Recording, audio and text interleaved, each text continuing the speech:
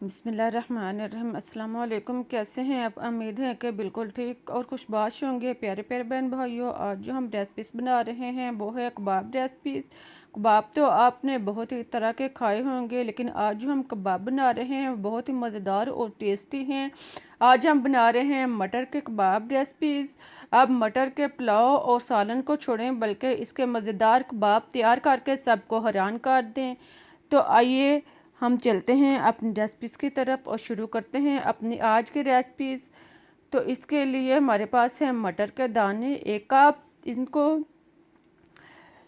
निकाल कर अच्छी तरह साफ़ कर लें और साथ में 3 से 4 जुवे लहसुन और 2 अदद हरी मिर्च डालने के बाद इनको पीस लें। इनको पीस कर एक साइड पर रख दें।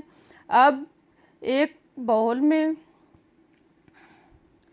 आलू उबले हुए इनको उबाल कर कुचल लें। तकरीबन 2 से 3 अदद दरमियाने साइज़ के आलू लें और इनको अच्छी तरह कुचलने के बाद अब इसमें पिसे हुए मटर शामिल करें।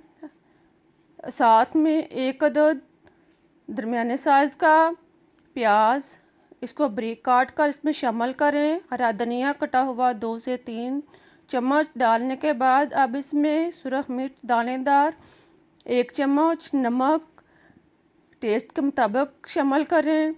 ज़ीरा साबुत 1 चम्मच डालने के बाद अब इसमें गरम मसाला 1 चम्मच डालें और साथ में खुश्क धनिया 1 चम्मच पिसा हुआ डालने के बाद इन सब को अच्छी तरह यकजां कर लें। इस सारे मिक्सर को तैयार करने के बाद अब हाथों पर ऑयल लगाएं और फिर थोड़ा सा मैदा लेकर इसको गोल कबाब की शक्ल में बना लें। देखें कितनी आसानी के साथ कितने अच्छे कबाब जो हैं वो तैयार हो गए हैं। एक एक करके इसी तरह सारे कबाब जो हैं वो तैयार कर लें। कबाब को बनाने के बाद एक साइड पर रख दें। अब 1 अदद अंडा लें, इसको तोड़कर खूब अच्छी तरह फेंट लें। अब अंडे में तैयारशुदा कबाब को अच्छी तरह रोल करें। कबाब के गिर्द अंडा लगाने के बाद अब इसको ब्रेड क्रम्स में अच्छी तरह रोल करें। सारे कबाब को ब्रेड क्रम्स में रोल करने के बाद अब हमारे कबाब जो बिल्कुल रेडी हो चुके हैं।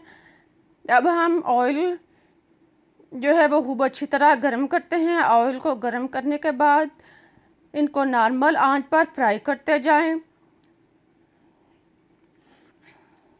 कबाब को ऑयल में डालने के बाद इनको ब्राउन होने तक फ्राई करें और साथ साथ चम्मच के साथ इनको हरकत देते जाएं ताकि कबाब जो हैं वो अच्छी तरह गोल्डन हो जाएं। जब एक साइड से ब्राउन हो जाएं तो इनकी साइड चेंज कर दें और दूसरी साइड से भी इनको ब्राउन होने तक पकने दें।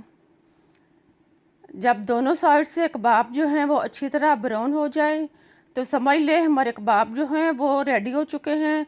देखें बिल्कुल इस तरह कितने मज़े के और टेस्टी कबाब लग रहे हैं। इसी तरह सारे कबाब तैयार कर लें।